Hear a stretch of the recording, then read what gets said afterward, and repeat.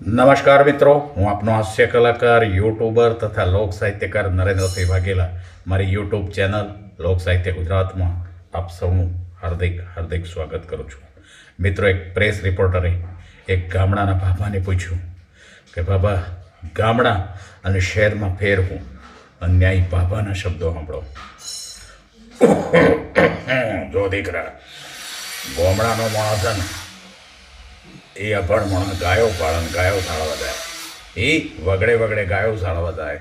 અને શહેરનો અમીર અને ભણેલો માણસ એ કૂતરો પાડે અને શહેરમાં કૂતરો લઈને સવારમાં હેડવા જાય. અને ગરીબ માણસ એનો છોકરો અનાથાલયમાં જોવા મળે, ગરીબ માણસનો છોકરો અનાથાલયમાં જોવા મળે.